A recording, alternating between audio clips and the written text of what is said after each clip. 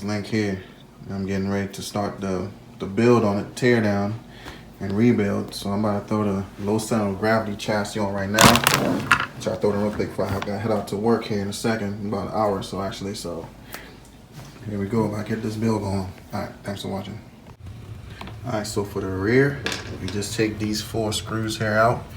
2 in the top here, and then 2 goes in the bottom skid plate, bottom of the chassis. So it's 4. Get this rear end taken off. Disconnect the motor mounts, and then this back end fall apart like that. I'm getting ready to work on the front here, but I take the front apart also. Alright guys, so now I have the back end separated. I went ahead and took the stock ESC out, the stock servo, and the radial tray.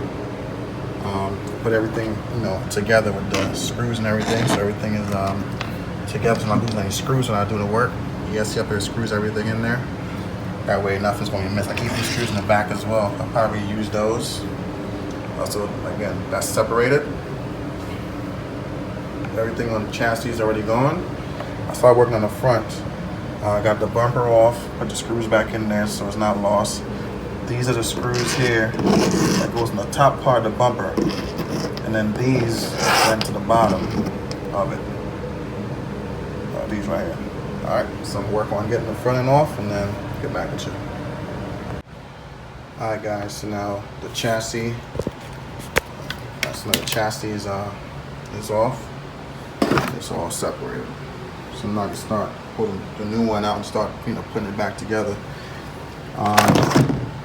While it's out here, I'm just wipe down, the old parts, wipe the grease and stuff out of there, and so I can put it back in, so it should be looking, fresh and clean.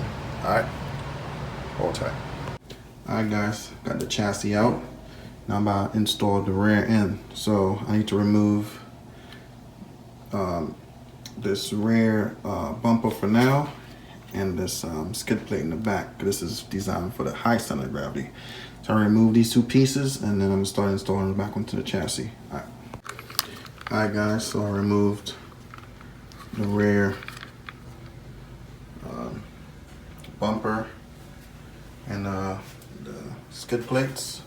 Again, I put the screws right here. I'll be reusing those to mount this back up. It looks pretty good. It's clean. I cleaned it up before I'm about to install it, so it looks nice and clean when I put it on there. Alright guys, so I got the rear end on there, man. She's looking real good so far. Let's take a look at that, ladies and gents. Look at that, man.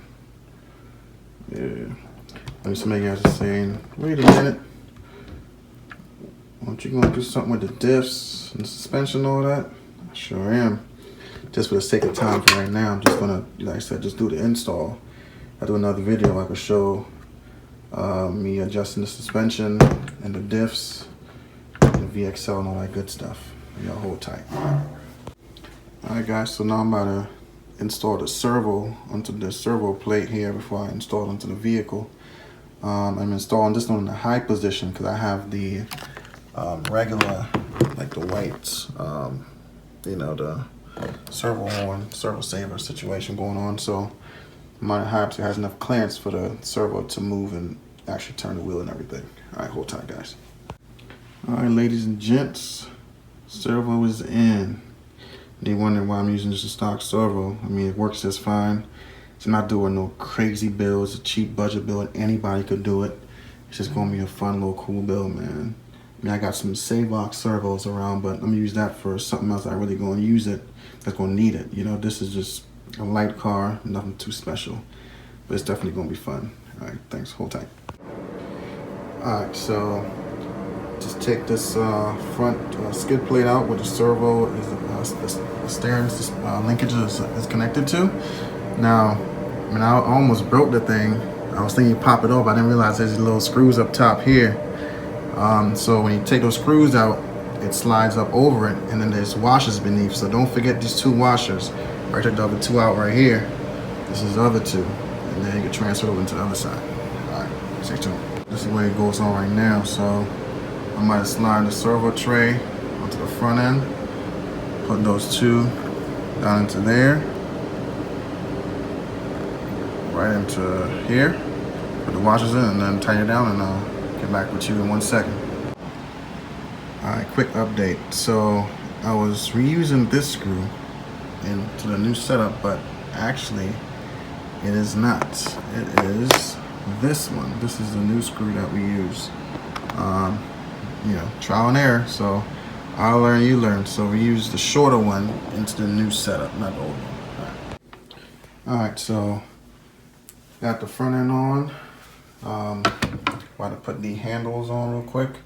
So as you saw before, I had the whole front end almost pretty much all together. So I attached the bottom end.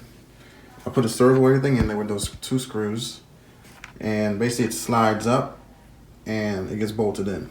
So these 3 screws here, 1, 2, and 3 holds the bottom plate in with a servo.